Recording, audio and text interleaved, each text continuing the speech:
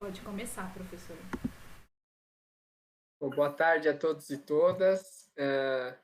Bom, primeiramente, eu queria parabenizar, né, os alunos do programa de pós-graduação em saúde coletiva aqui da EPM Unifesp. Parabenizar aí pelo dia de trabalho. Eu vou começar uma dizer fala que agora. foi Eu lhe ligo daqui a muito pouco. bacana. Um minutinho. Dizer que foi muito bacana acompanhar o trabalho de todos e todas. Acho que o propósito era... A gente tem chamado nos bastidores esse simpósio de um simpósio que pudesse integrar, né, todos os projetos e todas as linhas de pesquisa. Eu acho que esse objetivo nós conseguimos cumprir. E agora, para fechar, então, com chave de ouro o evento, só para dizer, então, os alunos, durante a organização do evento, eles vieram com alguns nomes, né, e dizer que os nomes de professor Maurício Barreto, professora Lumena, professor Zé Ricardo Aires surgiram numa primeira lista e nós ficamos muito gratos por terem aceitado prontamente o convite, né? Então, sem mais delongas, né, eu esqueci também de me apresentar, sou Leandro Rezende, professor do programa de pós-graduação também em saúde coletiva da escola. Então, vamos lá. O título da mesa redonda de encerramento, né, é Desigualdade Social e Coronavírus, como a Covid-19 tem afetado grupos socialmente vulneráveis. Nós nessa mesa, contamos com a participação do professor Maurício Barreto. Vou apresentar rapidamente, acho que dispensa comentários, né, e apresentações muito extensas. Professor Maurício Barreto, ele é professor titular aposentado do Instituto de Saúde Coletiva, da UFBA, e ele atualmente é professor da Fiocruz, na Bahia, né? Tem desenvolvido amplamente o campo da epidemiologia no nosso país, né? Sempre explorando questões de fundo relacionadas a determinantes sociais e ambientais da saúde, né? E tem atualmente trabalhado também com o tema da pandemia no nosso país, né? Trabalharam com alguns observatórios, provavelmente vai trazer alguns dados para a gente também. Então, de novo, muito obrigado, professor Maurício Barreto, por ter aceitado o convite. Também contamos com a participação da professora Lumena Castro Almeida Furtado, que é professora do nosso Departamento de Medicina Preventiva da Escola Paulista de Medicina, da Unifesp. A professora Lumena também tem uma ampla experiência na área de saúde coletiva, especialmente junto ao serviço, né? Ela foi secretária adjunta de São Bernardo da Saúde de São Bernardo do Campo, secretária de Saúde de Mauá, secretária nacional de Atenção à Saúde do Ministério da Saúde. Então, e atualmente também tem trabalhado com o tema da Covid-19, né? Ela também, de novo, né, além de professora do departamento, é membro e pesquisadora do Laboratório de Saúde Coletiva da Unifesp. Então, sem mais delongas, eu queria de novo agradecer e passar a palavra para o professor Maurício Barreto. Professor, fique à vontade. Opa, bem, obrigado pelo convite aí dos alunos. É um prazer estar aqui nessa mesa com o Leandro, com Lumena, né, e com outros aqui. Tem várias outras pessoas aqui, né, no grupo. É uma pena que o Zé Ricardo não esteja aqui, né, porque é sempre interessante ouvir, né, espero que esteja tudo bem na família dele. Eu vou aqui compartilhar uma apresentação para tentar seguir aqui uma certa ordem, né? Está compartilhado? Sim. Tá. Bem, o tema desigualdades sociais e coronavírus é importante, né? Porque esse vem sendo discutido em várias, né, partes do mundo, e a questão das desigualdades sociais e saúde, né, em saúde é um tema central hoje na saúde pública mundialmente, né, em todas as dimensões que se discuta a questão da saúde das populações humanas, né, a questão da desigualdade é sempre central, né, e, claro, o Covid, né, ele renova essa discussão, ele traz pontos, né, interessantes para nós refletirmos, né, sobre como a desigualdade, que é parte da estrutura sistêmica, né, em que nós organizamos nossas sociedades, né, ela se expressa no campo da saúde, em geral, e se expressa, né, num problema concreto, né, e da dimensão que é o Covid-19. Né? E não é por acaso que isso tem sido discutido nas mais diferentes sociedades, né? Nos países desenvolvidos, nos países em desenvolvimento, né? A questão da desigualdade na ocorrência da Covid tem sido um tema, né, comum, né, que liga, né, a ocorrência da Covid nesses dois contextos, né, aparentemente diferentes, mas que apresentam, né, sinais claros de desigualdade. Né? Uma série de publicações em países como a Inglaterra, os Estados Unidos, né, já mostram claramente, né, como a mortalidade por Covid, os casos mais severos de Covid, ocorrem nos grupos mais desprivilegiados da sociedade. Né? Na Inglaterra, entre grupos étnicos, por exemplo, né, que são periféricos na sociedade inglesa, tem níveis de mortalidade que de 2 ou mais vezes maior do que a média da população.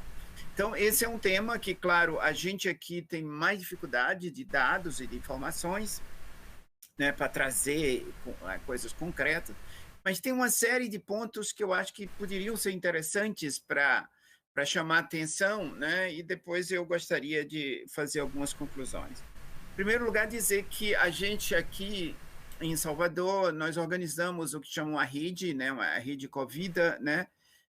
Essa rede é uma rede de profissionais, pesquisadores, comunicadores, né, que eles se integram no sentido de conhecer mais sobre a epidemia, né? Não é no sentido tradicional de fazer pesquisa, né, mas muito mais de processar o conhecimento que existe sobre a epidemia. E, claro, uma das questões são as desigualdades que a epidemia gera, né? E divulgar esse conhecimento, né? Interpretar um pouco esse conhecimento, ajudar na sua divulgação e na informação à sociedade e a gestores públicos. Né? Então, isso tem sido uma ação cotidiana dessa rede, né? Que tenta manter, né, um bom nível de informação e passar essas informações, né, para a sociedade. Então, tem uma série de documentos, uma série de questões, né, se vocês quiserem entrar no site da rede, né, existe um site onde vários documentos estão depositados, que são produzidos por grupos, né, dentro da rede, com várias temáticas, né, do sistema de saúde, implicações para o sistema de saúde, modelagem da epidemia e algumas questões sobre desigualdades também. Bem, eu queria começar, né, falando o Brasil é um país complexo em termos de desigualdade. Eu não vou aqui repetir coisas que todo mundo conhece, mas só enfatizar, né, que nós somos uma população composta, né, basicamente de indígenas que moravam aqui, né, no processo colonial, já antecederam a chegada dos colonizadores europeus, dos europeus, né, que vieram como colonizadores e depois como outros grupos, né, São Paulo, japoneses, italianos, que vieram séculos mais tarde, né, e há um componente de negros, né, que vieram como escravos, né, e foram transferidos da África para aqui como escravos, né, isso durante vários séculos, do século XVI ao século 19, né, houve essa transferência massiva de pessoas.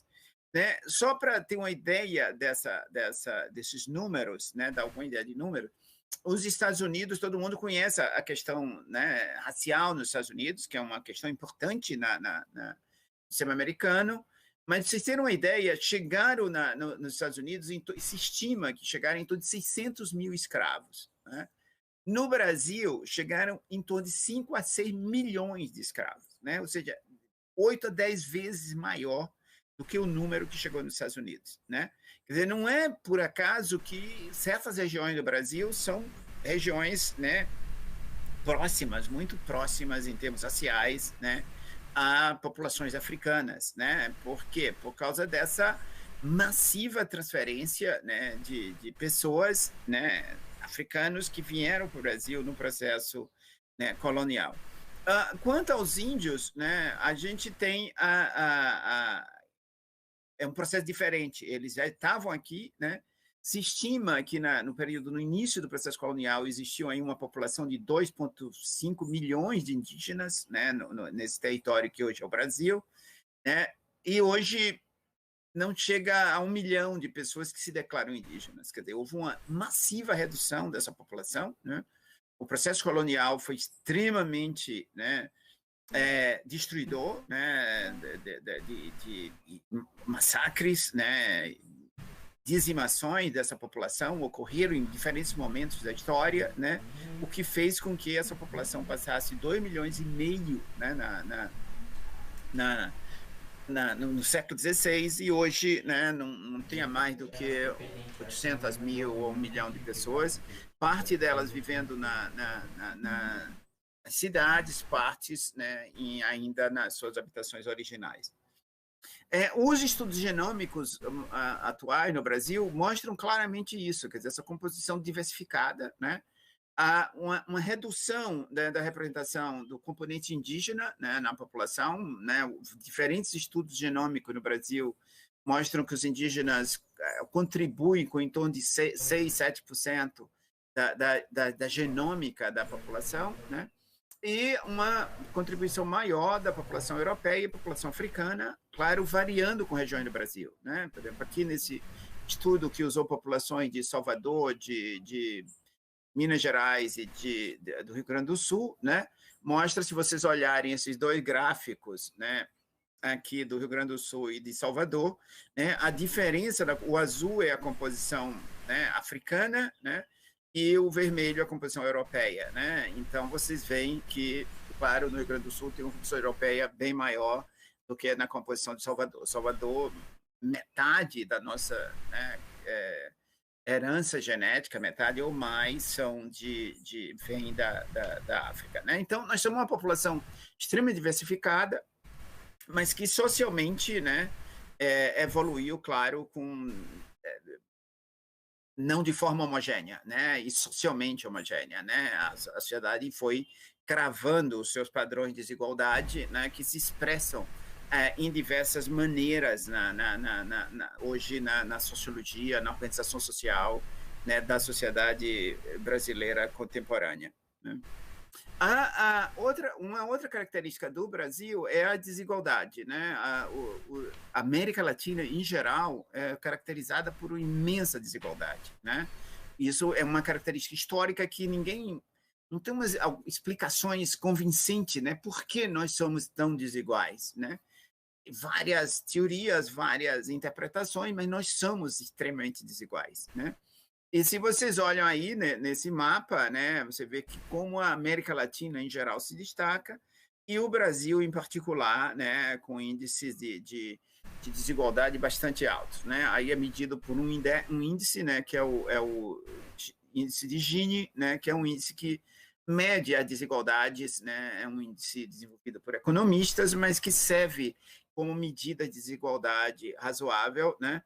E o Brasil, ele tem níveis, né, tinha, né, há pouco tempo atrás, níveis de 0,6, né, o índice varia de 0 a 1, o Brasil tinha 0,6. Para vocês terem uma ideia, os países nórdicos, né, escandinavos, que têm uma tradição mais igualitária e menos desigual, né, o índice de Gini chega a 0,25, mais ou menos, né? Nós chegamos a 0,60, né? Ou seja, era dos maiores índices de desigualdade do planeta, era aqui no Brasil. Nos últimos anos, houve alguma redução desses índices, vocês veem aqui no gráfico, né, à direita, né? Houve uma tendência à redução, né? E que em 2015 essa tendência se modifica e começa a aumentar novamente, né? Nós estamos agora num período de tendências a aumento e tal, o que é também caracterizado por aumento de pobres, né, e muitos pobres na população, né? Enquanto que desigualdade e pobreza não sejam a mesma coisa, né, elas caminham muitas vezes juntos, né? Desigualdade existe mesmo onde não tem pobreza, né? Tem países ricos que têm desigualdade, né, e não tem pobreza, né, ou tem muito pouco pobreza, né? mas nos países em desenvolvimento, a pobreza e a desigualdade eles se mesclam, né, de forma importante, né? E, claro, como aconteceu no Brasil, né, um período em que houve a redução da pobreza se expressou numa certa redução da desigualdade, que foi limitada, porque nunca chegou abaixo de 0,5, né, o índice de Gini, mas houve alguma redução, né, caiu aí de torno de 0,6 para 0,5, né, nas décadas passadas, né, e agora começa a aumentar novamente, em grande parte pela redução, né, da pobreza, né? Então, é essa situação que o Covid encontra o Brasil, né, num processo de reversão dessa e ampliação da pobreza, ampliação da desigualdade, né, é que chega contenção dos investimentos públicos, né, a PEC, a famosa PEC 95, limita os investimentos públicos, né, então o SUS, né, um sistema que precisa de um imenso financiamento público, né, ele começa a ser contido, né, já há alguns anos, né, então a epidemia chega numa situação não muito positiva, né, em termos de capacidade de solução desse problema, né, e no momento em que as desigualdades aumentavam. Né, o Covid, em termos, todos vocês acompanham, mas só dizer, quer dizer, o Brasil estamos numa fase agora um pouco descenso da epidemia, né? Aqui você tem o número de óbitos, né? Que estamos aí em torno de 500 óbitos por dia, nós chegamos em torno de 1.000, né? Então estamos numa fase um certo decréscimo, né? Mas ainda com muitas incertezas pela frente, né? O que é que vai acontecer claro, até termos a esperada vacina, né? Ou a esperada, né, que chegue essa vacina, que tem um alto nível de proteção, né, o que é que vai acontecer? Porque vocês olham aqui embaixo, tem algumas curvas de países europeus, né? Quer dizer, muitos países que tinham arrefecido a epidemia, né, alguns meses atrás, os casos começam a crescer de forma muito vertiginosa, né? E está criando um certo estado de pânico, né? Em muitos países que esperavam que a situação fosse mais tranquila. Então, isso nos coloca um grau de incerteza grande, né, sobre o futuro da epidemia no país, né, e sobre o que é que pode acontecer, né, já que ninguém tem muita certeza, né, ninguém tem garantias de que nós estamos protegidos, nós estamos o quanto estamos protegidos ou não e tal. Esse é um debate, né, importante, né, que várias disciplinas têm contribuído para entender o que está acontecendo nas populações, mas as evidências atuais mostram, né, que é possível haver novas ondas epidêmicas, né, e nós não sabemos, evidentemente, o que vai acontecer aqui no nosso país. Quer dizer, isso leva a que se mantenham políticas de controle, né, bastante eficientes para que possa nos garantir, né, teríamos que ter medidas de controle eficientes para podermos garantir o nosso futuro. Só para mostrar a vocês o inquérito, o famoso inquérito de Pelotas, né, ele tem vários problemas, né, eles usam um método sorológico que não né, não detecta, né, uma boa parte dos casos, mas aqui já mostra, ele tem 2 inquéritos nessa publicação, feito em maio e junho, né, e você já vê aqui que o percentual de infectados, né, já era maior, né? Você vê aqui embaixo por grupos dos mais pobres e dos mais ricos, né? Vocês veem que um claro gradiente, né? Desculpe, passou aqui sem querer, um claro gradiente, né? Com 3,2 e 1,5. E alguns grupos aqui, né? Os pretos, né, com 2,9, os indígenas com 5,5, né, de infecção, né, bem maior do que a média populacional naquele momento, né, e a população branca com 1,3%, né, e os indígenas 5,5%. Então, já mostram aí, né, gradientes diversos de infecção, né, que preocupam. Então, eu gostaria aqui de falar, eu não sei por que isso aqui teve uma mudança, né? Se acoplou aqui deixa eu botar aqui, peraí. Aqui. Bem, aqui eu queria falar um pouco sobre grupos de populações, né, em vez de falar da desigualdade em geral, mas certos grupos de população que, desde o início da epidemia, se colocou como importantes na sociedade brasileira, né, e que poderiam estar em alto risco de assumir da epidemia. Né? São grupos desprivilegiados, periféricos na sociedade e que poderiam estar, né, e que eles próprios, né, ou certos movimentos sociais começaram a se organizar para tentar mecanismos, né, de colaborar e de ajudar e tal, para proteger um pouco mais esses grupos que, pela natureza e pela característica do Covid, né, seriam grupos extremamente vulneráveis à epidemia. Né? E aí você tem aqui algumas populações que alguns conhecem um pouco, outros não tanto, né? Se você pega, nós temos hoje no Brasil em torno de 210 milhões de pessoas, né? E algumas populações que são bem diferenciadas, né? Ou grupos populacionais diferenciados, né? Que eu chamaria aqui a atenção para vocês. A população indígena brasileira, que eu já comentei antes, é em torno de 1 milhão de pessoas, né?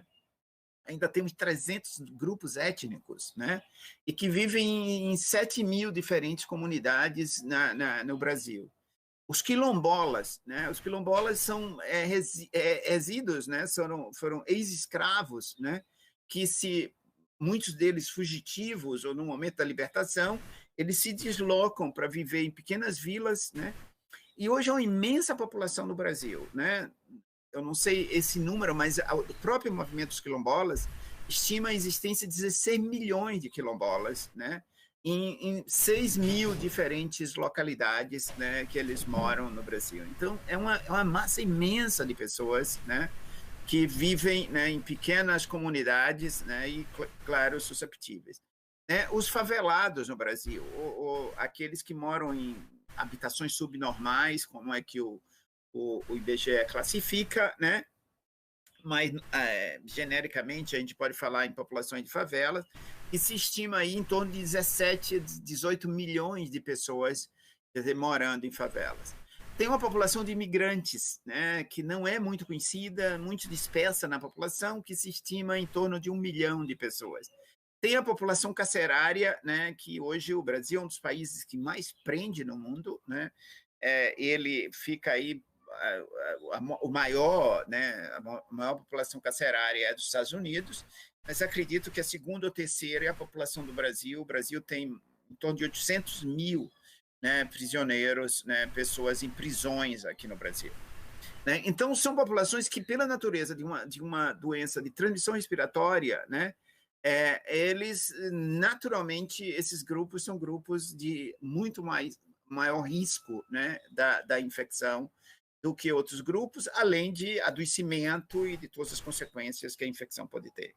E aí eu gostaria de falar um pouquinho, né, com vocês sobre os movimentos, né, como esses movimentos estão tentando, né, sobreviver à epidemia, né, para se organizando para tentar sobreviver à epidemia. Né? Então, você tem, por exemplo, o movimento indígena brasileiro, eles têm organizações diversas, né, e tentam se manter unidos, informados, né, sobre a epidemia, e eles já constroem, né, e essa população, elas vivem imensa tensão, né, no momento atual, então, essas tensões têm aumentado, né, todos nós acompanhamos como as atitudes que o governo federal tem tido em relação a essas populações, né, tem colocado essas populações em imenso estresse, imensa tensão, né?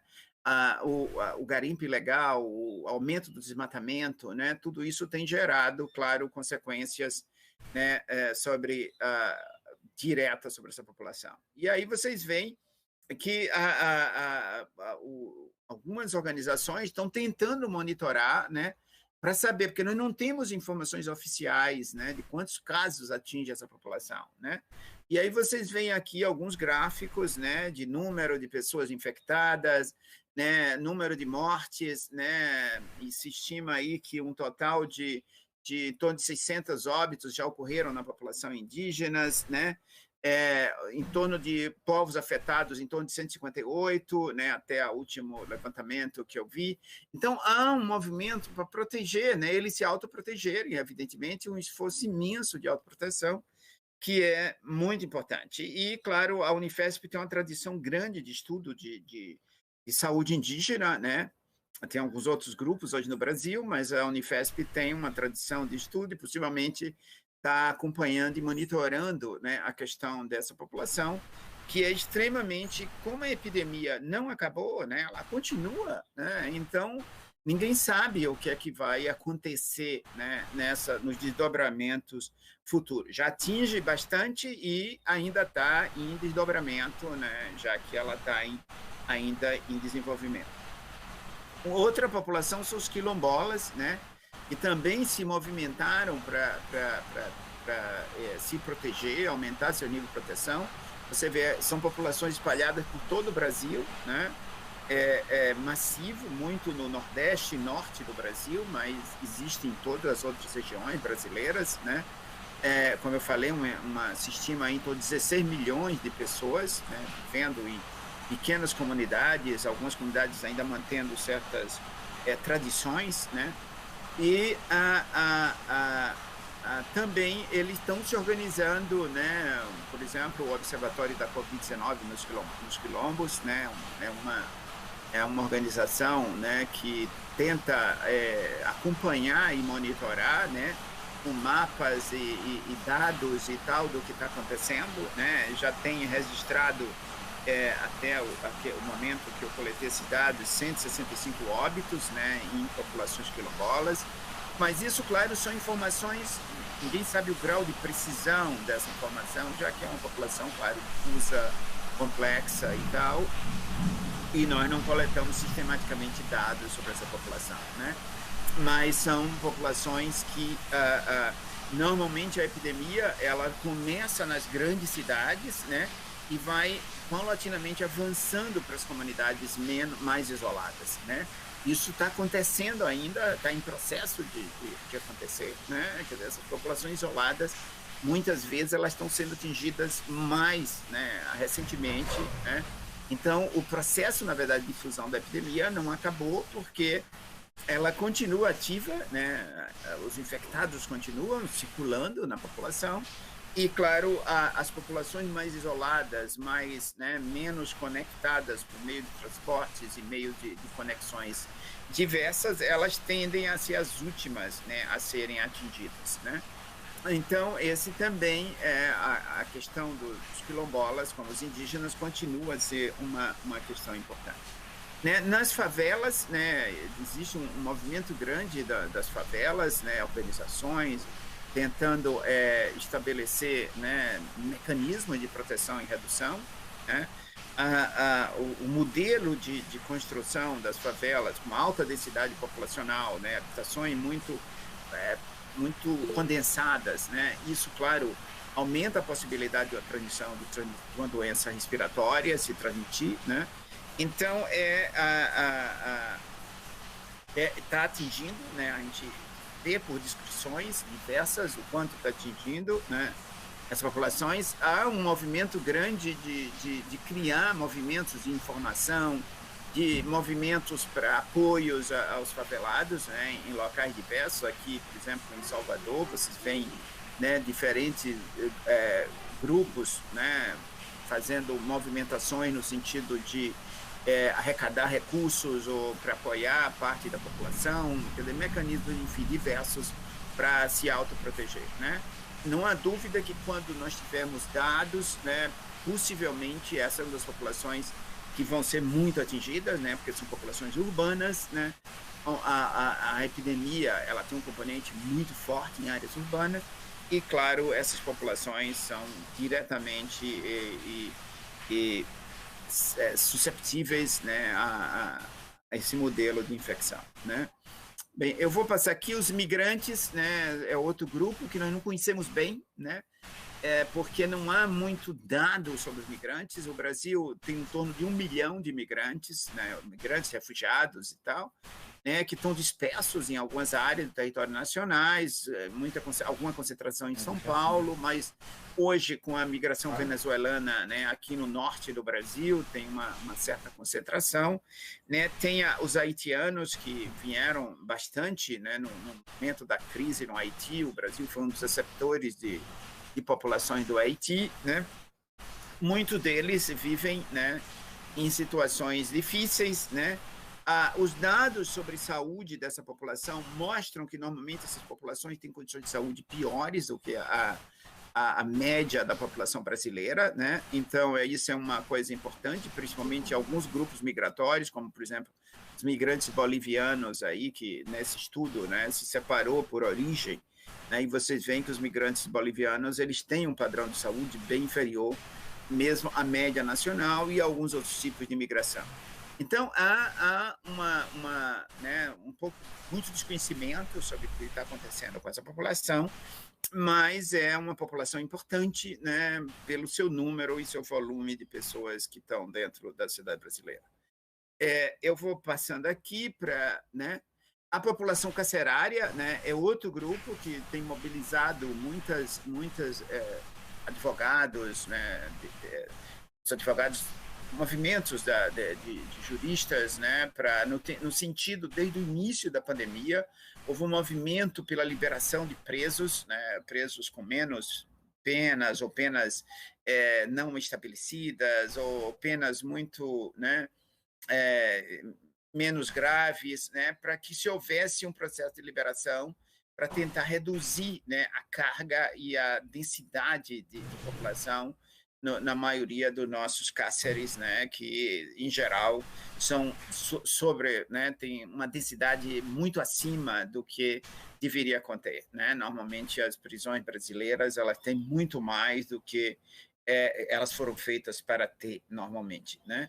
Então, nesse movimento, se conseguiu até a liberação de se estima de torno de 30 mil, 32 mil presos, né? Mas não foi muito além disso, né? E começa a se coletar dados também sobre a situação nas prisões brasileiras, né? Ainda os números não são ainda gigantescos, né? Mas também ninguém sabe bem o total desses números, né? Mas vocês veem que uma população importante que tem sido muito atingida além dos presos, né? Os próprios trabalhadores das prisões, né? Então, claro, é uma população numerosa, né, em que eles foram, né, o número de servidores, né, se estima hoje, né, ou se tem registrado em torno de 84 óbitos entre os servidores, né, e um número um pouco maior entre os prisioneiros, né, mas também soldados incompletos, né, que evidentemente se espera que tenha, num determinado momento, números mais eficientes desse sistema. Mas também isso em várias partes do mundo, né, os cárceres, as prisões foram motivo de epidemias importantes, né, e às vezes com número aumentado de óbitos, dado as características da população que estão dentro das prisões, né? Então, a gente vendo, repare, a desigualdade é complexa, né, e a gente pode traçar vários caminhos, né, dessa desigualdade, né? Mas não há dúvida nenhuma que determinados grupos na população, eles são mais vulneráveis, né? Porque nós já sabemos que eles têm maior carga de doenças crônicas, por exemplo, que são fatores de riscos, né? Normais da COVID, né? Então, pacientes com doenças crônicas, né? Certas doenças cardiovasculares, hipertensão não tratada, diabetes, e isso está ligado aos determinantes sociais da saúde, né? Pobreza, baixa educação e outros fatores, né, que estão classicamente muito conectadas, né, com a ocorrência de fatores que são fatores de risco que aumentam a vulnerabilidade das pessoas infectadas por Covid, né? É maior susceptibilidade, né, sistemas imunológicos mais enfraquecidos por exposições de longo prazo, condições adversas ambientais e de vida, né, que tornam esses grupos, naturalmente, muitos desses grupos, né, mais susceptíveis à infecção e maior risco da infecção. Maior exposição, né, alguns grupos têm maior exposição, né, por exemplo, a desigualdade nas condições de trabalho, certos grupos ocupacionais, certos grupos, né, de populações mesmo estão muito mais expostos a se infectarem. E maior transmissibilidade, né, em favelas ou em comunidades onde a Covid chegando, a transmissibilidade e a capacidade de você isolar, né, ou distanciar as pessoas, que é básico no sistema de transmissão, eles são muito limitadas, mas aumentando a carga e o fator de transmissibilidade. Então, esses são alguns dos possíveis mecanismos, né, que ampliam e amplificam, né, e mantêm, né, e expressam, né, uma coisa que é a desigualdade da saúde em geral, né, e que a Covid expõe de maneira clara, né, e amplia essa desigualdade, né?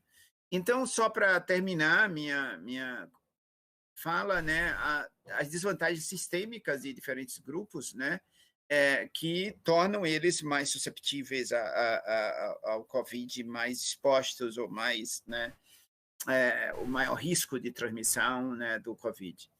Falta de respostas específicas para manter esses grupos protegidos durante a pandemia, né? Quer dizer, houve, né, políticas às vezes não específicas, né, de identificar esses grupos e criar mecanismos de proteção que aumentassem, né, as chances, né, ou reduzisse as chances de epidemia, né?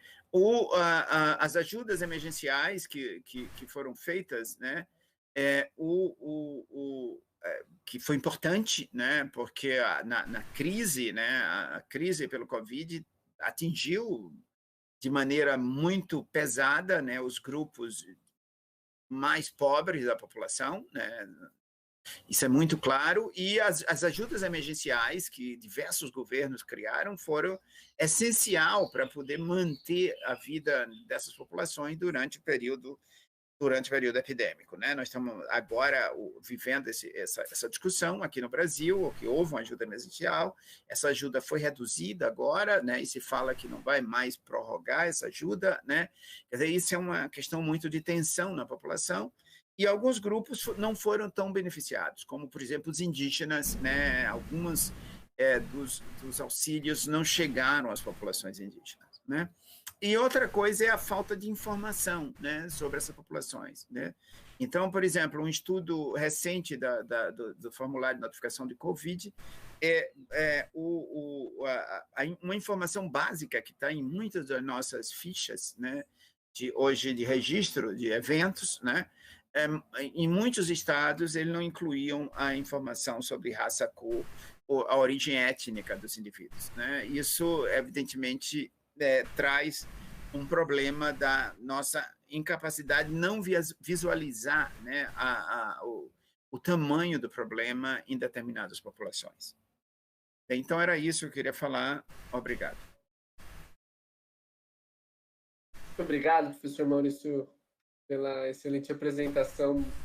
Mostrar dados tão preocupantes e tão negligenciados, né, de populações tão negligenciadas, conhecemos tão pouco do país. Acho que a gente vai ter um tempo para debater ao final. Eu queria passar a palavra para a professora Lumena, para fazer a apresentação dela, e aí ao final já tem algumas perguntas, mas eu vou guardar para o final. Acho que aí a gente consegue ter a resposta dos dois. Lumena, fique à vontade. Eu acho que a apresentação do Maurício ainda está, né, Maurício, aí? Porque desculpe, peraí, deixa eu tirar. Está ainda? Stop presente. Tá. Pronto. Eu queria, né, agradecer, eu acho que Sila, Ana Bonilho, Leandro, realmente, eu acho que esse evento que os alunos estão organizando, todos que eu tenho conversado estão muito felizes pelo evento, estão podendo, né, aprofundar várias questões, e estar aqui junto com o Maurício é sempre um aprendizado, né? Acho que a Fiocruz tem sido uma instituição essencial no Brasil, desde o da Covid, né? E nem sempre apoiada da forma como deveria, e acho que todos os dados que o Maurício trouxe, a análise que ele fez, vão nos ajudar a olhar, né, para essa minha conversa com vocês, que era um pouco mais qualitativa, não é de tantas informações detalhadas. Só um minutinho, estou pegando aqui. Deu certo, gente? Sim. Deu sim. Então, a ideia é essa, a gente poder conversar sobre essas populações que estão cada vez mais no centro, né, da epidemia, sofrendo cada vez mais com a epidemia. E acho que é importante a gente começar conversando, como o Maurício já disse, nós já tínhamos uma desigualdade muito grande no Brasil, né? Professora, desculpa te interromper, coloca, por favor, no modo apresentação lá embaixo, que aí fica maior para a gente ver. Um minutinho. Isso, obrigada. Melhorou? Tá ótimo. Foi sim. Então, acho que partindo dessa primeira questão, de que a gente, não foi agora com a pandemia que a desigualdade no Brasil ficou importante, né? Ela vem já há muito tempo, pode ter alguns dados disso, né? Uma desigualdade bastante importante, que nem sempre é visível nas conversas que a gente tem de políticas públicas, no nosso processo de formação. Então, aquele dado que já foi colocado, 17 milhões e meio de pessoas em aglomerados subnormais no Brasil, é um número absurdo, né? Pensando em como a condição de vida e moradia dessas pessoas. Segundo o Datafavela, 80% dessas pessoas hoje estão sem acesso adequado à comida, produtos de higiene na pandemia. Alguns, na verdade, já estavam sem esse acesso muito antes. Eu faço um trabalho de extensão, né, no presídio feminino, em São Paulo, e todo produto de higiene, sabonete, shampoo, ou era levado pela família, ou as presas não tinham nenhum acesso a eles. É uma situação que já vem agora de um tempo muito, muito complicada e vai se agravando com o desenrolar da pandemia. Nós temos em São Paulo, na cidade de São Paulo, 50 mil pontos de cortiço. E temos 24 mil pessoas em situação de rua. Então, 27% dessas pessoas que estão morando em situações de moradias vulneráveis moram de 3 a 5 pessoas, 3 a 5 pessoas por quarto. Mas 5,5, Estela. 5,5. Pode abrir. Então, nós temos 3 a 5 pessoas por quarto e 27% da população que mora em aglomerados urbanos que não são aglomerados em condições ideais de moradia. Enquanto nós tínhamos 24 mil pessoas em situação de rua em São Paulo, durante a pandemia, pessoas que estão bastante vulnerabilizadas, a gente faz um trabalho, uma parte importante da nossa pesquisa é na Cracolândia, um lugar que concentra em São Paulo uma grande população de rua.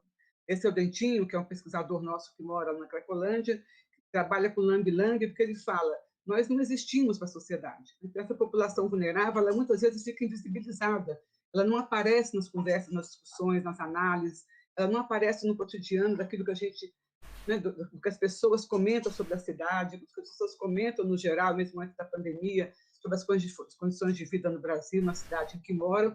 Enquanto a gente tinha 24 mil pessoas em situação de rua, nós tínhamos 65 mil leitos vazios em hotéis em São Paulo no mesmo período. Então, para dizer que toda política pública ela pode ser organizada com uma ênfase ou com outra ênfase, que a gente está falando de uma população bastante vulnerável durante a pandemia, por não ter acesso a coisas básicas como água, produtos de higiene, né?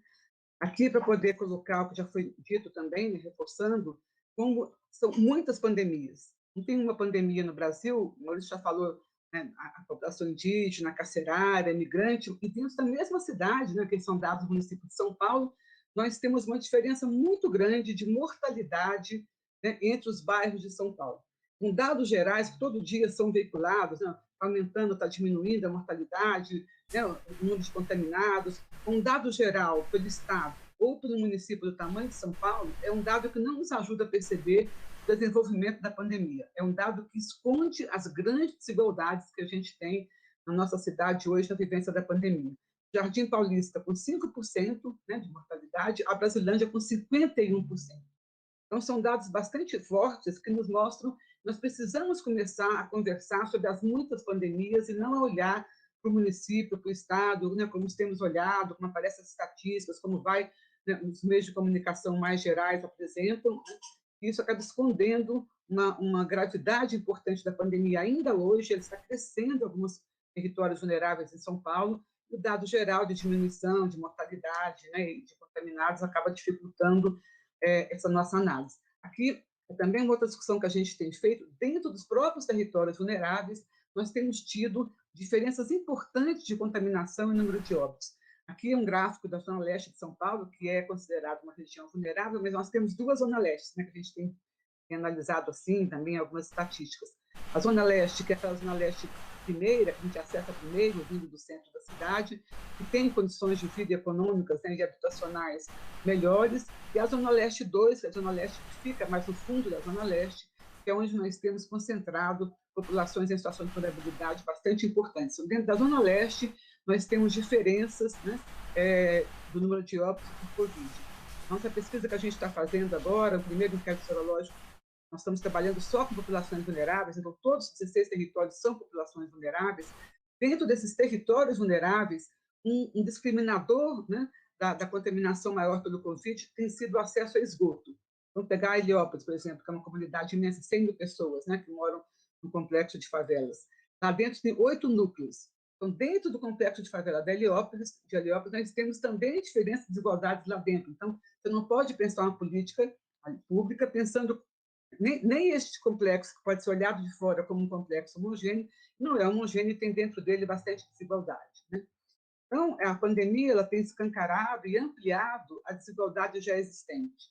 Isso acho que a gente tem que começar nos nossos estudos, nas nossas conversas, né, mesmo quando são áreas que não se aproximam tanto da epidemiologia, não trabalham tanto com os dados mais objetivos, a gente tem que começar a colocar esse olhar, né, porque a pandemia ela tem feito uma questão importante, que é colocar na agenda também a desigualdade. Ela começou branca, né, como todos nós acompanhamos, hoje ela é muito mais preta e pobre. A mortalidade, em estudos que a gente tem acessado, são 2,7 vezes maior em pretos e pardos do que na população branca. O Maurício já falou da população indígena, né, o aumento da incidência de morte da população indígena, e aquele dado, né, apresentado à frente no Comitê Nacional de Vida e Memória Indígena, tem olhado para o dado de mortalidade, 852, no mesmo período em que o dado oficial era muito menor, né?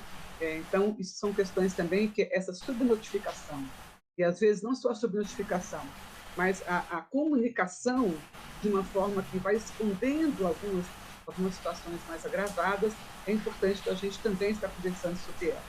Um ponto que tem sido muito importante na discussão da vivência da pandemia de populações vulneráveis, que eu considero um absurdo, né? As políticas públicas não a tratam de outra forma, é a individualização pela responsabilidade, pelo isolamento e pela higienização. Então, se fazem falas, escrevem cartilhas, colocam na grande imprensa, não saia de casa, né? E lave as mãos, higienize as mãos. Uma população, como eu falei um dado anterior, moram 3, 5 pessoas em um quarto, né? Uma população que nós tivemos agora na região central de São Paulo durante a pandemia, por exemplo, o fechamento dos únicos pontos de água potável, né, e de acesso a banho públicos que foram fechados durante a pandemia. Já dei o exemplo da beneficiária que a gente trabalha, em que as mulheres não tinham oferecido pelo Estado nenhum produto de higiene. Nós temos população de rua, 24 mil pessoas em São Paulo, vou pegar o exemplo do nosso município, não foi feito nenhum trabalho com maior amplitude para garantir para essas pessoas condição de isolamento, né? Como eu falei, nós tínhamos hotéis, enfim, leitos, podiam ter outras iniciativas, né, que alguns municípios tiveram, enfim. Então, individualizar a responsabilidade pelo isolamento e pela higienização tem sido uma forma, né, de implantação de uma política pública que, na verdade, não está considerando a desigualdade ao colocar os seus protocolos em ação, ao colocar os protocolos que devem ser seguidos pela população.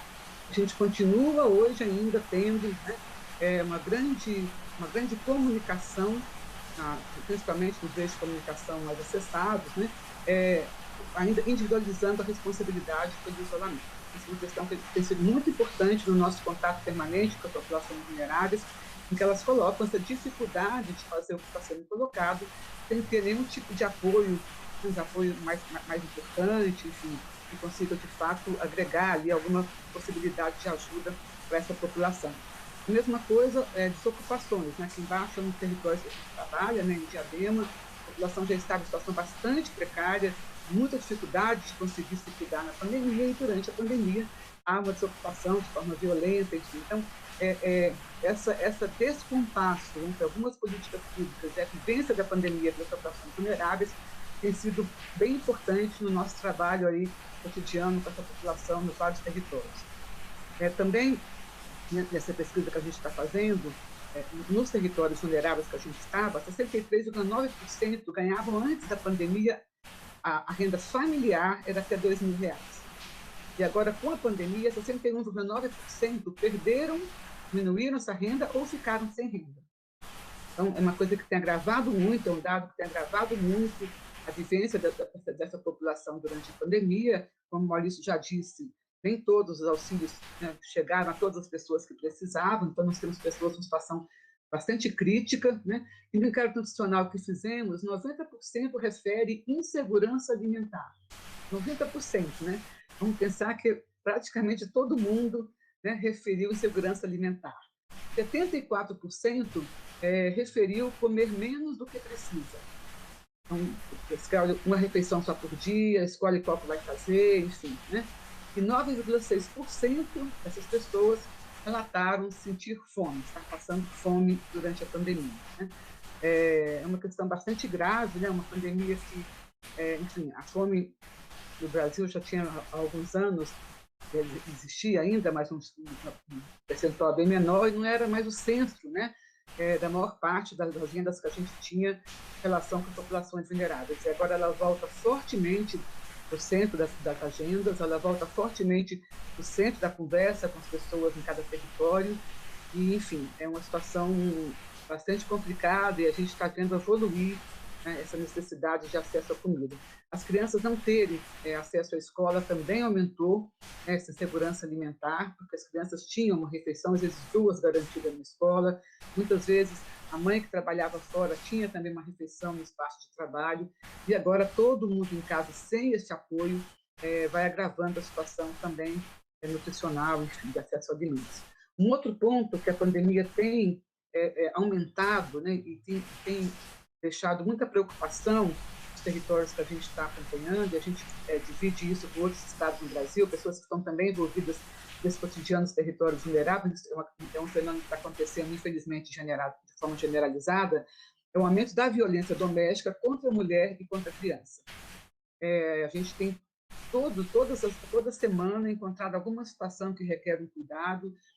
São relatos que a gente tem dos pesquisadores que estão em campo, nesses territórios. Nossos pesquisadores são pessoas que moram nos territórios, então, são pessoas que têm acesso a um cotidiano de vida, não é alguém que vai chegar lá para poder saber o que está acontecendo, né? A gente teve essa semana um caso grave, por exemplo, de uma violência contra a criança, e essa é uma questão que a gente precisa pensar, redes de apoio mais efetivas, que infelizmente está acontecendo de uma forma mais generalizada. Nossas redes de apoio, alguns serviços de apoio fecharam na pandemia, inclusive, a gente está fazendo todo um trabalho aí, os movimentos sociais estão fazendo, para que a gente possa garantir uma rede de apoio que tem que reconhecer esse aumento da violência doméstica da mulher e a criança. O agressor, na maior parte das vezes, é um homem, e é um homem que tem uma relação afetiva social com a mulher ou com a criança, e agora estão todos em casa durante um tempo maior. Então, isso tem agravado também essa situação. E um grande aumento das situações de sofrimento mental.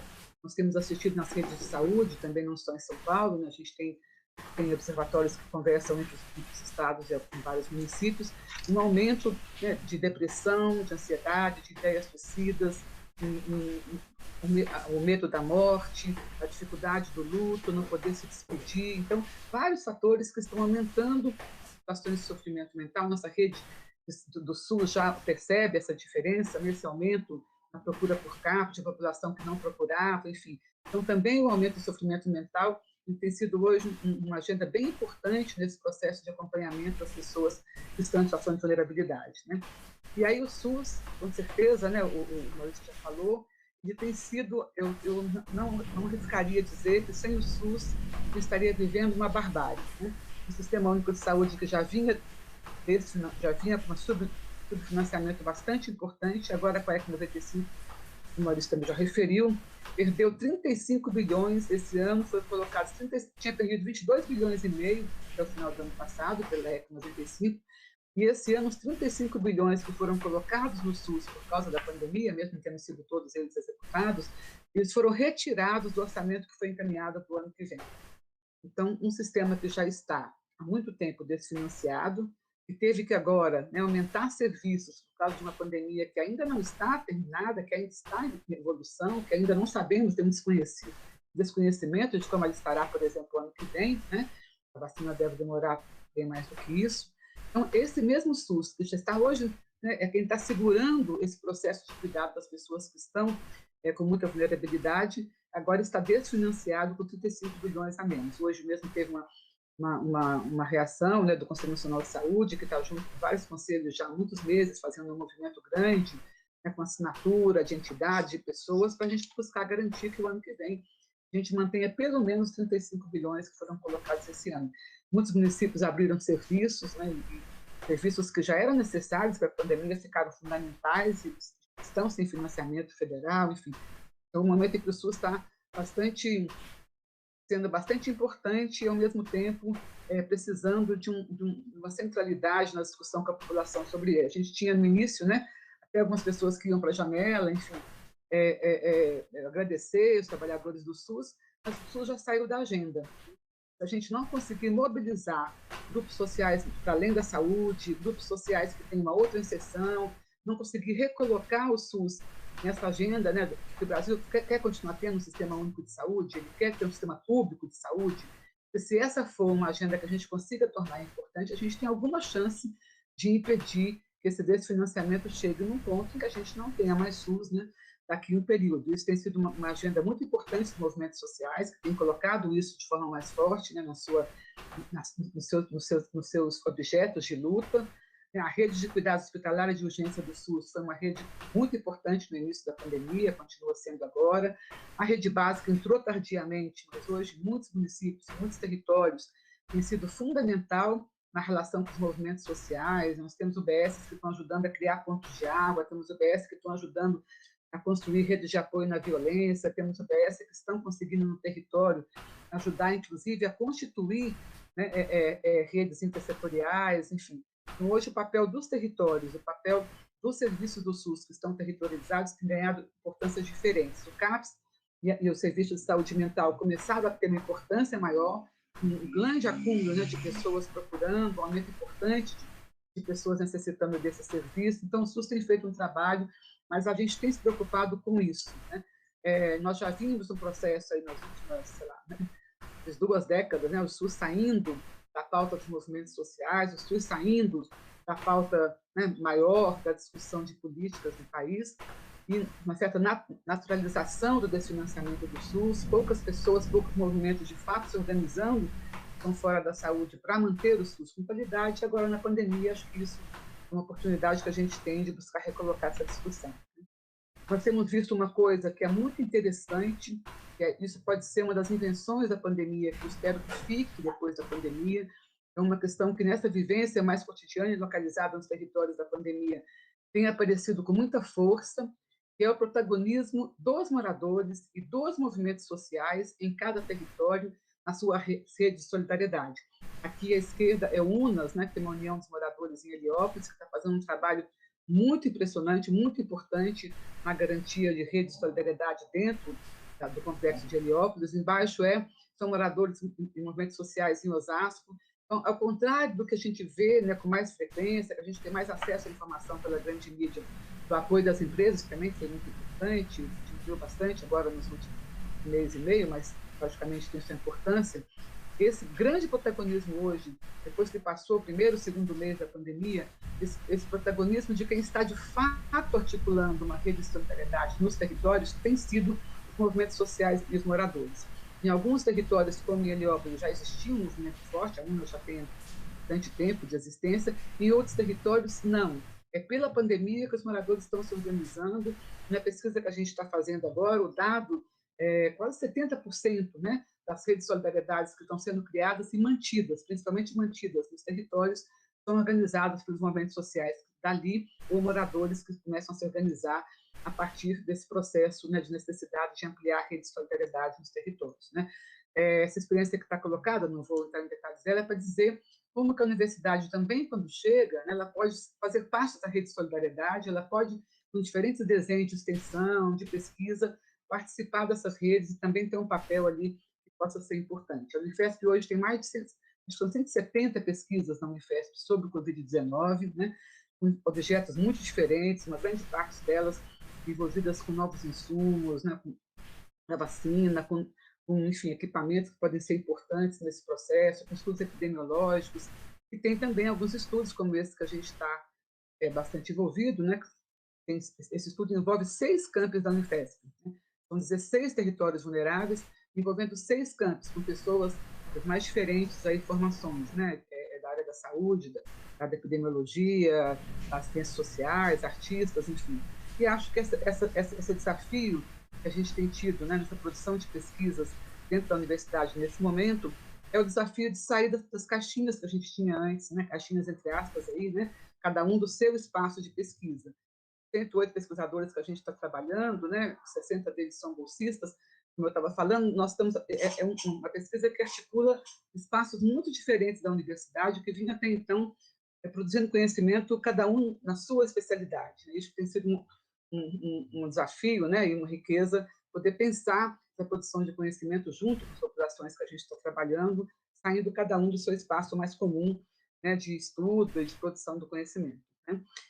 Acho que isso tem sido uma possibilidade, né? E outras universidades têm feito isso, a Fiocruz, com certeza, é uma referência nacional para isso, que é a gente poder disputar a credibilidade das informações, né? Que hoje nós temos um número imenso de informações que, né, as redes sociais permitem acessar, e acho que essa disputa pela credibilidade da informação tem sido bem importante na relação do Instituto de Pesquisa da universidade com essa população. E a gente tem também discutido a importância de que a gente possa divulgar essas informações em diferentes linguagens, né? Como eu estava dizendo, não adianta de fazer, né, uma cartilha falando lave as mãos, né? Ou fique em casa. Então, essa produção junto com os movimentos sociais tem sido de vídeos, de lambe-lambe, né? Enfim, de cartilhas em que eles estão escrevendo de um outro jeito, essas mesmas informações, para que a gente possa avançar nessa perspectiva, né, de essa comunicação ser real, né, de fato poder chegar nessas pessoas. Tem tido muito acesso de decodificar as informações que vêm, né, mais oficiais, mas que não dialogam com o cotidiano dessas pessoas. E é só um exemplo, né, nós temos 16 territórios vulneráveis na pesquisa, tem muitas pesquisas também assim no Brasil inteiro, né, esse aqui é só um exemplo, para dizer da importância também da gente poder estar junto com as pessoas nessa hora da vivência da pandemia, né? Então, são espaços sempre com características diferentes, muito singulares, cada um deles. Um é uma ocupação, o outro é um complexo de favelas, o outro enfim, moradores de rua. E a gente tem percebido como que também individualizar essa linguagem da comunicação sobre os dados e as informações da pandemia tem sido importante, né? Então, são questões mais gerais para a gente poder conversar. Essa música, né, foi um pesquisador nosso que mora dos territórios que a gente está trabalhando. Ele cantou essa música um dia, né, declamou essa música um dia numa reunião de pesquisa para dizer, pela primeira vez, ele estava junto, né, como pesquisador, e dizia, né, que só quem mora no morro pode dizer o que é padecer e ser feliz aqui. Então, ele estava reforçando a importância de que a gente possa também produzir pesquisas junto com as pessoas que estão vivendo aquela situação que a gente está naquele momento, enfim, analisando, olhando junto. Então, essas são questões, né, para poder a gente colocar algumas delas que têm nos preocupado nessa vivência com as populações nos territórios e que estão em situação de muita vulnerabilidade. Vou começar a conversa assim. Lumena, muito obrigado. Excelente apresentação. Eu estou aqui no grupo de WhatsApp dos alunos, eu estou vendo aqui todos os elogios à tua apresentação e aos elementos que você está trazendo, mas eu queria, na verdade, parabenizar os alunos, assim, pela excelente escolha, assim, é muito interessante ver como a nossa área é privilegiada no ponto de vista metodológico e diferentes olhares, né? O Maurício trouxe um primeiro olhar da epidemiologia para as desigualdades em saúde, da Covid. Você trouxe de maneira muito interessante assim, o olhar da política de planejamento e gestão. Infelizmente, de novo, né, ressaltar a falta aqui do Zé Ricardo Aires, que sem dúvida traz elementos importantes das ciências humanas e saúde, né? Mas como a nossa área é rica do ponto de vista metodológico e diferentes olhares para esse fenômeno das desigualdades em saúde. Tem várias perguntas, mas eu queria me valer do privilégio de estar aqui conversando com vocês e fazer uma primeira pergunta, que, na verdade, é um complemento à pergunta do Raimundo, nosso aluno de pós-graduação. Eu vou ler a pergunta do Raimundo e depois eu coloco a minha questão. Quais os maiores desafios encontrados na academia e entre nós, acadêmicos, para a efetivação e aplicação de políticas públicas baseadas em evidência em torno da equidade e universalidade do SUS ao combate da pandemia em situações de vulnerabilidade? No nosso cenário de limitação política, o que nos cabe? Eu não tenho. Eu tô... Maurício, está nos ouvindo? Está nos ouvindo? Então, o Raimundo aqui ele traz alguns elementos sobre quais os nossos desafios, né, como acadêmicos, para que, de fato, o que a gente tem desenvolvido com todas essas pesquisas, elas se tornem políticas públicas e elas sejam, de fato, incorporadas no combate à pandemia.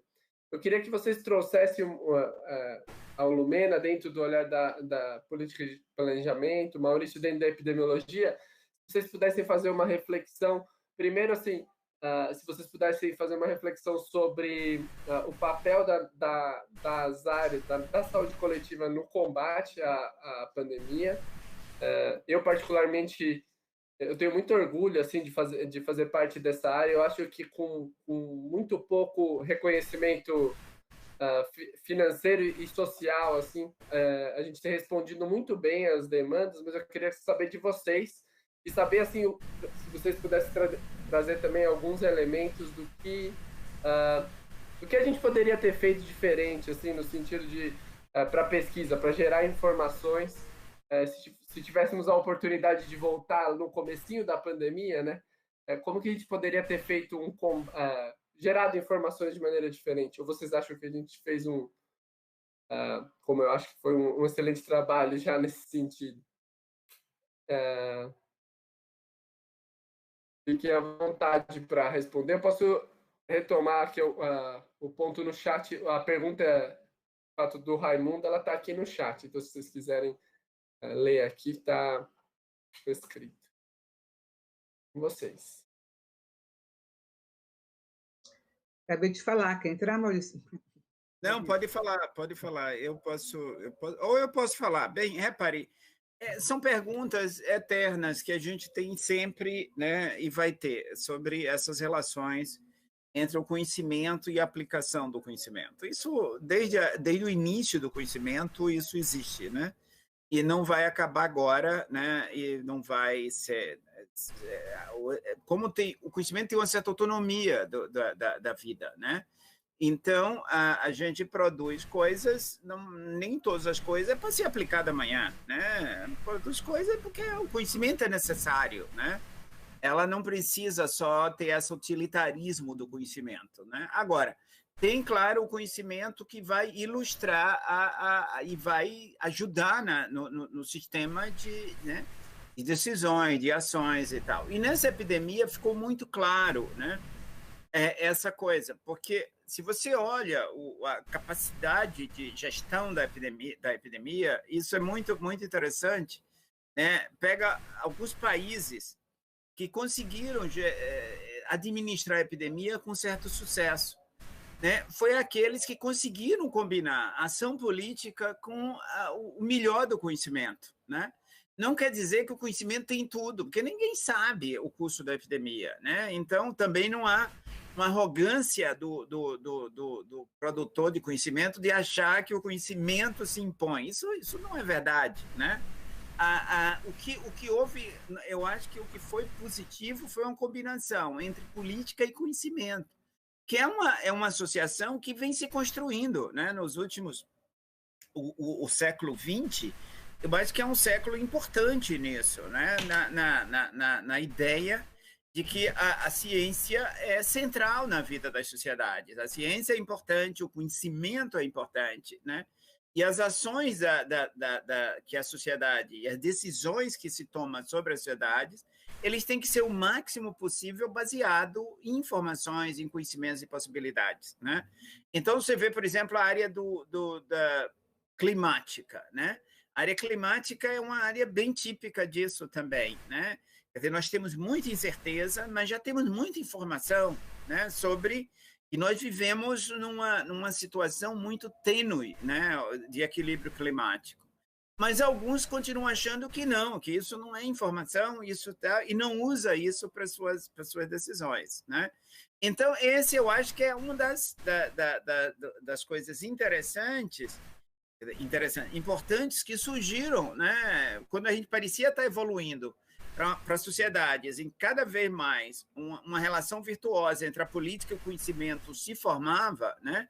Quer dizer, se coordenavam, né? A gente entra no século XXI com, em alguns locais, a ruptura dessa ligação entre a política e o conhecimento. Quer dizer, a política como uma coisa totalmente, quer dizer, querendo se estabelecer como um espaço totalmente autônomo e que imprescinde do conhecimento para suas ações, né?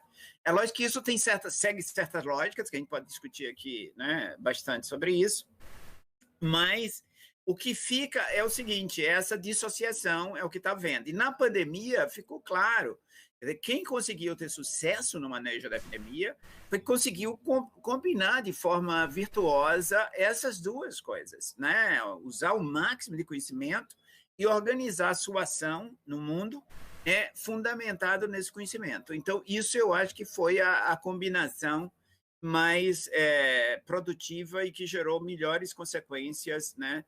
E que teve mais efetividade, né, nesse conjunto de incertezas que é essa epidemia. Entrando nessa conversa, né, eu acho que tem duas coisas aí, dialogando com o que o Paredes falou também, que eu achei bem importante. Eu acho que duas questões estão muito centrais na pandemia. Eu acho que uma primeira, eu até falei um pouquinho dela, eu acho que é a visibilidade para a sociedade como um todo de alguns aspectos da desigualdade. No Paris continuam sem nenhum tipo de conversa sobre ela. Agora, a moradia, eu acho que é uma das questões que entrou, né? Apareceu de uma forma mais forte essa absurda desigualdade que nós temos no Brasil com relação à moradia. E na saúde, esse desfinanciamento do SUS passou também a ficar mais visível com a dificuldade que a gente tem enfim, de construir um sistema que seja necessário nessa perspectiva. Temos ainda vários meios de comunicação que não falam mais a palavra SUS há muito tempo, né? Mostram tudo que está acontecendo, né? Mostram situações de sucesso, a palavra SUS sumiu, né? Então, essa disputa por uma política pública não é uma coisa pequena. E acho que a gente tem que ter clareza disso. E aí eu acho que a gente tem um desafio importantíssimo no Brasil ainda, que nossas políticas públicas têm que ser políticas públicas de Estado, e não de governos. Enquanto elas forem políticas públicas de governos, aí muda o governo que entra destrói aquilo que foi feito. Então, eu acho que se a gente como sociedade, a gente como profissionais aqui da saúde coletiva, e para além disso, né, a gente pudesse, de fato, avançar mais ainda nesse caminho que a gente tem tentado fazer, de colocar as políticas públicas como políticas que fossem de fato públicas, eu acho que a gente poderia avançar com menos incerteza na construção das políticas. Na saúde, a gente tem vivido em São Paulo, cidade de São Paulo, isso então é uma coisa inacreditável, né? Uma semana destruíram com trator, né? Espaços que foram construídos com muita dificuldade, com o poder público, enfim, com dinheiro público. Então, eu acho que se a nossa área conseguir tirar o SUS da discussão de que é da saúde, porque eu acho que nos últimos anos só se preocupou em fazer movimentos de defesa do SUS quem está na saúde, né? A gente perdeu a conexão para fora da saúde. Então, acho que essas são questões que a gente teria que trabalhar, né? Perguntaram como fazer, não sei, né? Se tivesse certinho assim, como fazer, a gente já estava com isso pronto, mas acho que tem que ser uma construção de todo mundo que se preocupa com isso. Valorizar as políticas públicas e tentar colocar a discussão sobre o SUS para fora da nossa bolha, né? De todos nós que trabalhamos com isso há muito tempo.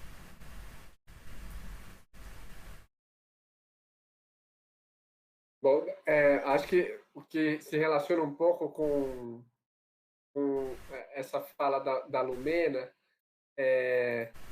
de o SUS não aparecer e etc., né, que faz tudo parte de um projeto político, tem uma pergunta aqui. Na verdade, foi direcionada ao professor Maurício, mas acho que a Lumena também pode participar, que você pensa que esse abandono político desses grupos mais vulneráveis por parte do governo faz parte de um projeto necropolítico? Eliminação desses povos para ampliação do extrativismo? Uma pergunta aqui do chat foi feita no YouTube.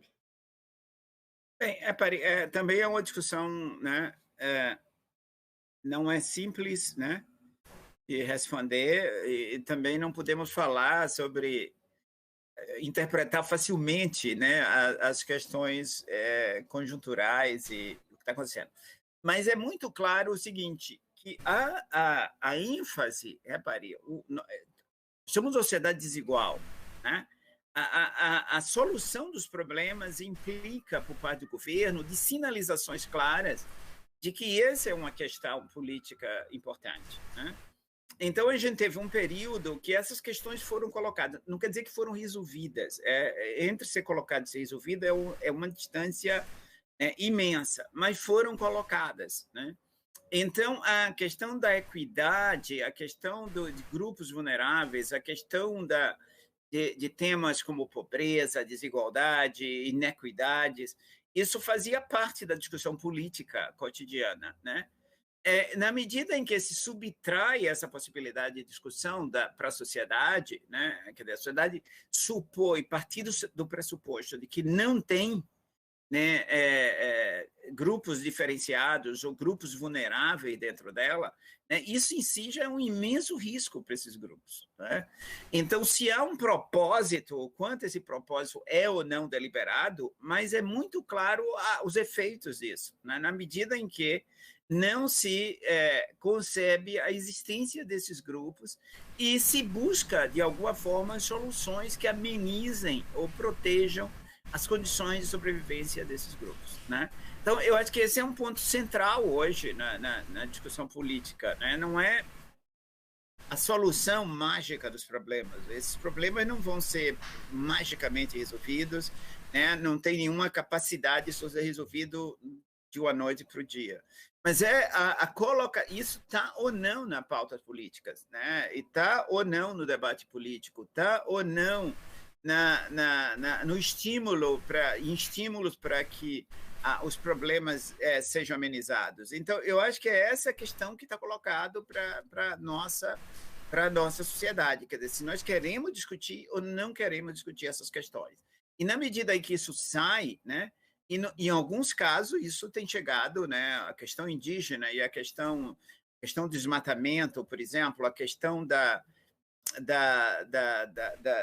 o garimpo ilegal, isso tem crescido, né? Isso tem dados mostrando o quanto essas questões têm crescido e colocando, claro, em risco, né, as populações indígenas vulneráveis a esse tipo de efeito, né? Então, eu acho que esse é um debate que nós temos que fazer como sociedade, porque é a sociedade que tem que ter isso na sua pauta, né?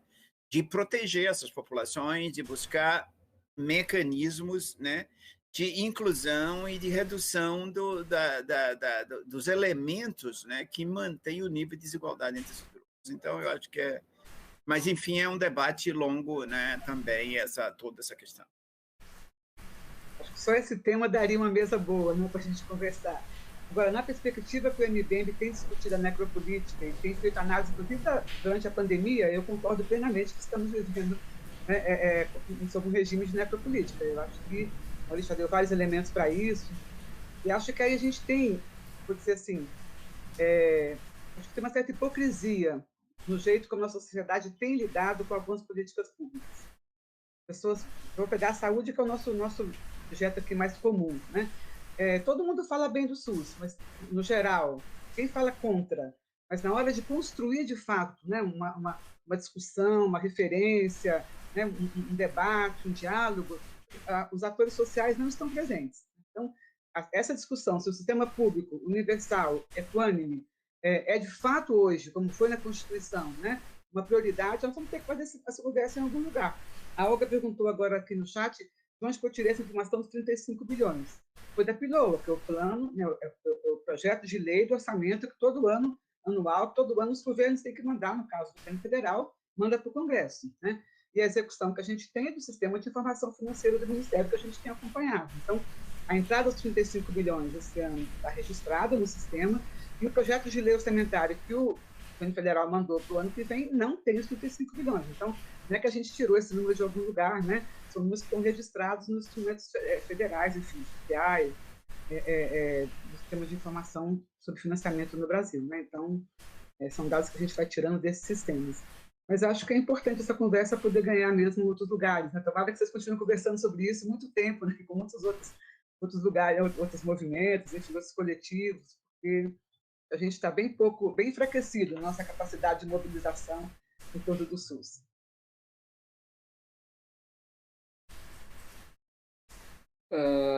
Bom, muito bem. Acho que do que eu estava lendo, não sei se exatamente a gente conseguiu responder parte dessa pergunta, mas a Cláudia Camilo pergunta para a Lumena se as redes e as políticas públicas são fundamentais para combate às violências, né? Fala pedofilia, feminicídio, mas a operacionalização nem sempre é eficaz, o que mais tem que ser feito, né? Acho que também entra um pouco no que o Maurício falou, né? Sobre gerar conhecimento e em última instância, gerar políticas públicas e fazer com que isso, de fato, seja eficaz. É uma outra história, né? Mas não sei se exatamente a Lumena quer falar alguma coisa sobre essa pauta especificamente. Pessoal, uma coisa bem rápida. Essa questão específica da violência contra a mulher e contra a criança, ela tem... também podia dar uma outra mesa, mas acho que nós todos que somos profissionais de saúde, ela tem uma questão importante, que é a gente poder ampliar a nossa sensibilidade da escuta e do olhar para essas situações. As pessoas chegam muitas vezes na urgência, né? Tem ali seu ferimento resolvido, mas essa sensibilidade de perceber o que está acontecendo e tentar entrar numa rede de proteção, ela cabe a todos nós trabalhando também nesses espaços. Então, esse silêncio sobre esse tema tem sido muito difícil. A gente sabe que tem também um componente, né? Essa é um tipo de violência que não tem diferença de classe social, né? Sempre brinco no sentido péssimo, né? Não é brinco, eu sempre dou como exemplo, né? Que o pediatra e o pedreiro têm a mesma incidência, né? De violência doméstica contra a mulher e criança, e isso acaba também trazendo situações complicadas, né? Das pessoas que se colocam nessa perspectiva e também são atravessadas por muitas dificuldades emocionais. Mas acho que romper esse silêncio e ter um olhar mais sensível, uma escuta mais sensível, tem sido um grande desafio para a gente nessa área da violência doméstica contra a criança. Muito bem. Deixa eu dar mais uma olhadinha aqui, ver se tem mais alguma pergunta.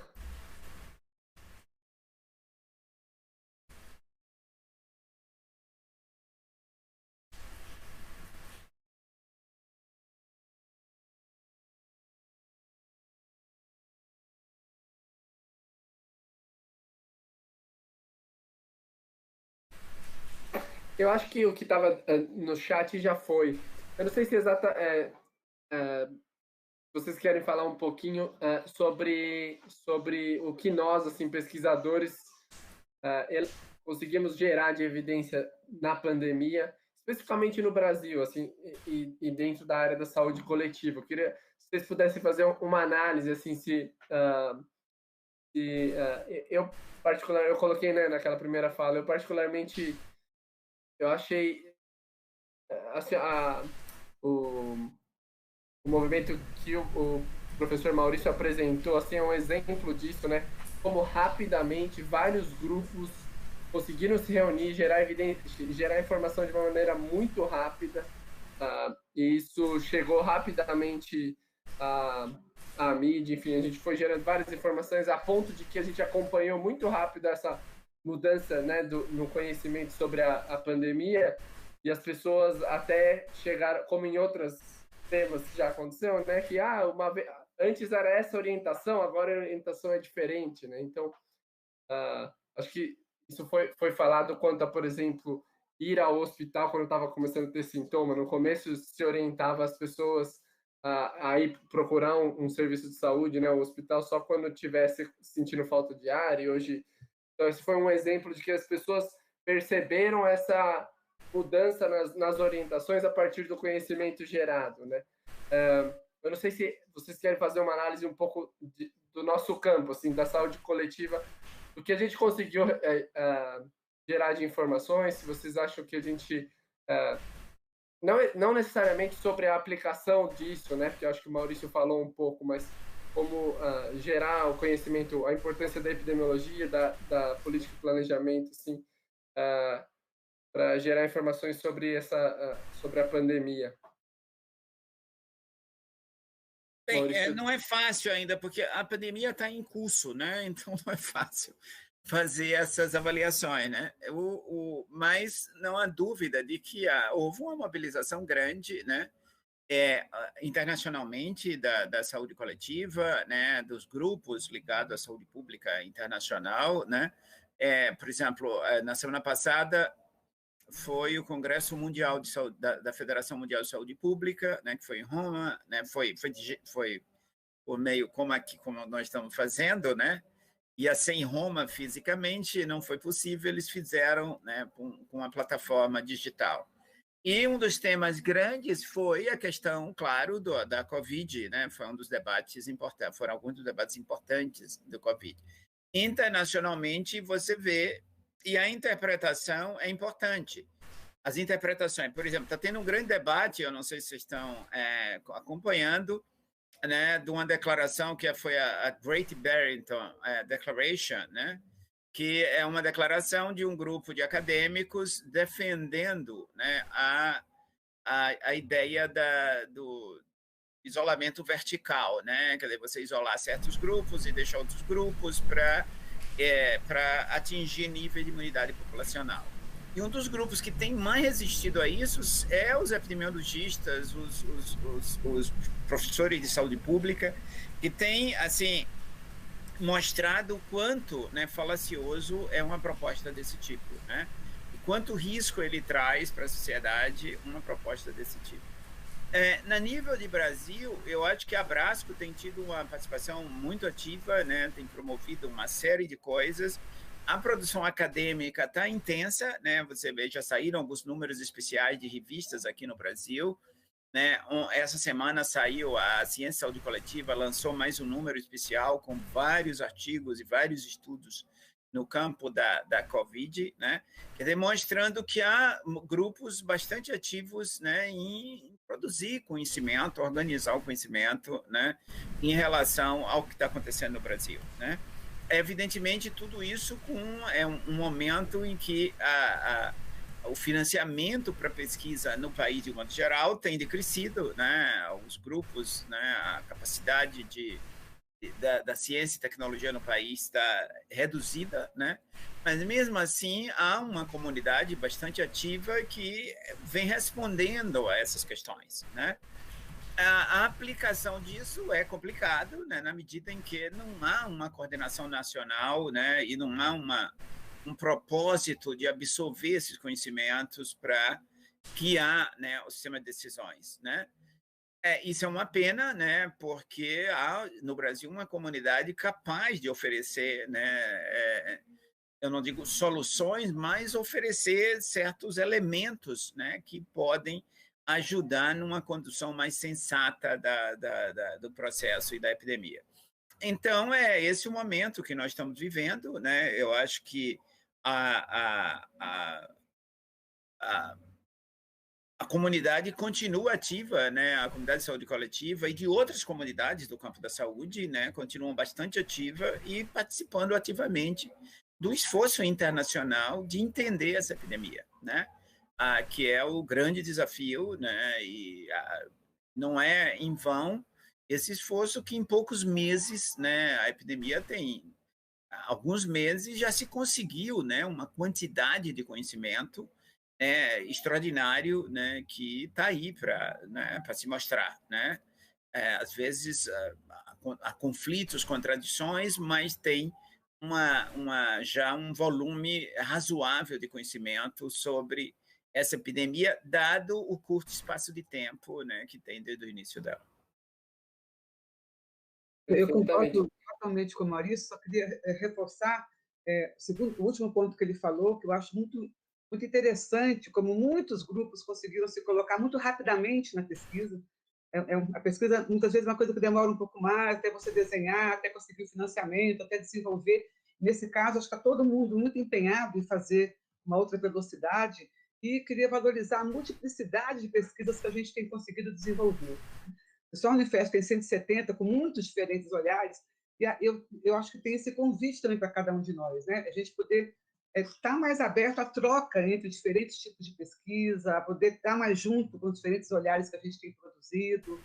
Acho que tem sido um momento rico nesse sentido, e concordo, né, que é uma pena que não está podendo ser tão, né, potencializado, porque não temos uma coordenação disso, né? Mas a Abrasco e Fiocruz tem feito um papel aí que tem ajudado nisso, né?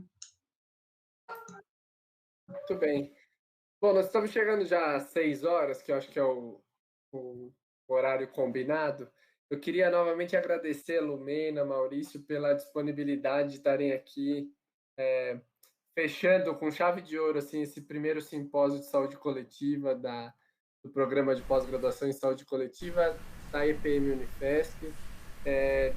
De novo, eu já falei isso para os alunos, manifestar meu orgulho assim de ter acompanhado todo esse processo e visto todo o empenho deles para realizar esse primeiro evento, né, com todas as dificuldades e etc. Eu acho que estão de parabéns, um excelente evento e felizmente temos tudo isso gravado para documentar, né? Espero que os próximos anos, esse é um evento que se propõe que seja anual, né? Então, os próximos eventos tenham essa mesma qualidade acadêmica e também organização, né, por parte dos alunos. Acho que é isso. Queria agradecer de novo vocês e desejar assim um bom final de dia e que todos se cuidem aí. Um abraço a todos. Muito obrigado. Obrigada, gente. Obrigada a vocês, né? Um abraço, Maurício. Bom estar com você. Tchau, tchau, Leandro. Tchau, gente. Tá sem som, viu, Maurício? Bom, tchau, desculpe, eu desliguei. Tchau, a gente fazia isso. Tchau, Leandro. Tchau. E todo mundo, foi um prazer. Tchau, obrigado. Esperamos nos encontrar em outros momentos, mas... E podendo abraçar, né, gente? Agora,